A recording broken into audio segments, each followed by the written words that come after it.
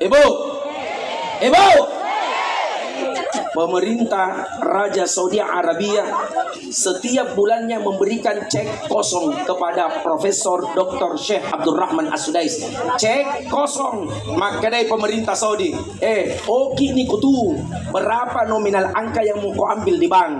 Lihat itu, pemerintah Saudi, dia kasih lembaran cek kosong, kemudian disuruh tulis berapa angkanya kau mau ambil di bank. Kalau begitu pengurus masjidnya semua di Kabupaten Pindrang habis buahnya masjid.